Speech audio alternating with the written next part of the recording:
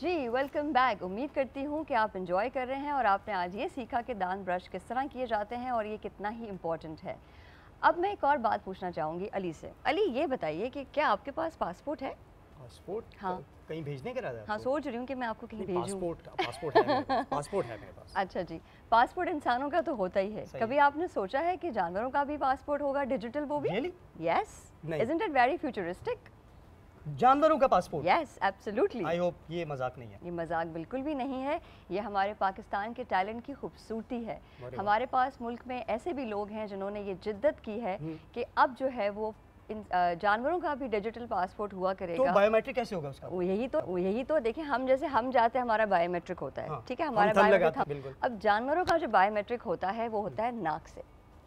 Yes absolutely, और नाक के ज़रिए उनकी पहचान भी होती है। तो इसका जो बेसिकली मकसद है, फ़ायदा है, वो ये है कि उनकी आइडेंटिफिकेशन भी होती है, उनकी हेल्थ मॉनिटरिंग भी होती है और जो फार्मर्स हैं उनकी एम्पावरमेंट भी हो जाती है। अच्छा, ये एक चीज़ फ़ायदेमंद और भी है, जिस तरह बताया ना शार्लिन ने कि ये हेल्थ के हवाले से, तो जब कभी बकर ईद आती है, आप लोग जाते हैं मंडियों का रुख करते हैं, उसमें ये आपके लिए काफ़ी फ़ायदेमंद हो सकती है। उसकी वजह ये कि वो वैक्सीनेटेड होते हैं वो जानवर, उनको वैक्सीन लगाई जाती हैं, उनकी हेल्थ का ख्याल रखा जाता है और जब वो बायोमेट्रिक होता है उससे पता चलता है कि हाँ वैक्सीनेशन कंप्लीट है, ये जानवर बीमार नहीं है और पूरी तरह से इसकी सेहत जो है वो बहुत ज़बरदस्त है। तो हमारे साथ आज मौजूद हैं अब्दुल बासित कुरैशी, जो कि फाउंडर CEO है global animal passport registration.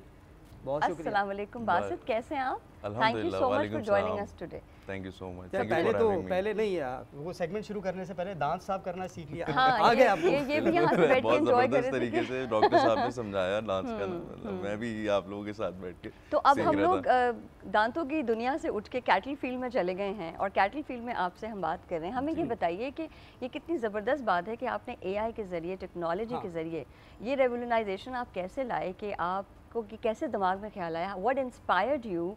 Because I heard you talking about it I one of the award ceremony जहाँ मेरी आपसे मुलाकात हुई थी और आपने माशाल्लाह HBL के बादशाह ICT अवार्ड्स भी आपको मिले हैं। Very congratulations for that. Thank you so much. तो हमें बताएं what inspired you to work towards it? देखिए और जानवर ही क्यों?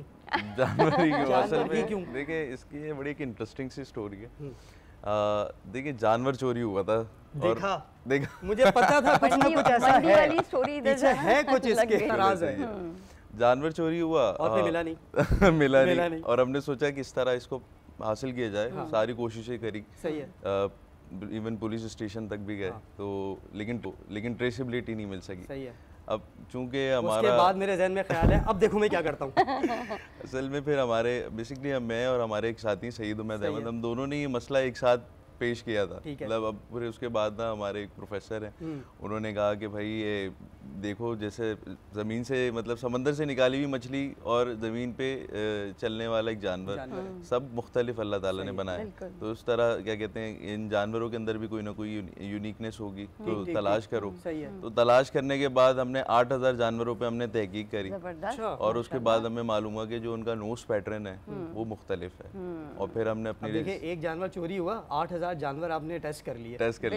हमने वैसे ये सफ़र एक बड़ा लंबा था, 2 साल का सफ़र था। तो हमने पहले 10 जानवर का हमने सैंपल कलेक्ट करा नोज का, तो फिर उसके बाद अपने 100 पे गए। हमें तब भी यूनिक पता कैसे चलता है नोज से, मतलब कैसे बायोमेट्रिक कैसे होगी नोज से? कैसे बेसिकली जिस तरह आपके फिंगरप्रिंट्स हैं ह्यूमन के, तो नोज पे प्रिंट्स होते हैं। नोज पे एग्जैक्टली जो नोज प्रिंट्स होते हैं। और जिस तरह हम कहते हैं कि इंसानों के फिंगरप्रिंट्स डिफरेंट होते हैं सबके, तो क्या उनके भी नोज के प्रिंट्स सबके डिफरेंट होंगे? Exactly that's what we research. मतलब ये तो बहुत बड़ी बात है, हमारे व्यूअर्स हैं उनके लिए बड़ी बहुत ये नई चीज़ है। एक और चीज़ बताएं कि सिर्फ इसमें ऑब्वियसली आइडेंटिफिकेशन तो नहीं होगी, मैंने इसमें पढ़ा था कि हेल्थ मॉनिटरिंग भी होती है, वो किस तरह से करते हैं आप लोग? असल में देखें, पहले तो हम जो बेसिक आइडेंटिफिकेशन मेथड जो हम लोग यूज़ कर रहे हैं आजकल, जो लाइफ स्टॉक के लिए यूज़ कर रहे हैं, वो टैगिंग सिस्टम यूज़ कर रहे हैं। ठीक है, क्योंकि समझ लें कि एक टैग लगा हुआ है जो कि आप कह सकते हैं कि टेम्परेरी आइडेंटिफिकेशन है। ठीक है, वो अगर गिर जाए तो आइडेंटिफिकेशन लॉस का मसला, अगर वो फेक चिप वगैरह भी होती है। एग्जैक्टली दैट इंजेक्ट होती है। एग्जैक्टली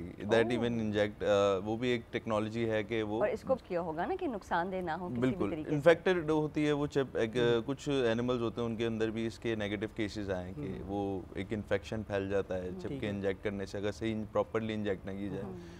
तो उस बेसिकली अभी जो टेक्नोलॉजी जो जदीद चल रही है दुनिया के अंदर, वो इंजेक्टेड चिप के अगेंस्ट पासपोर्ट इशू करने वाली चल रही है, अच्छा, but not against the biometric.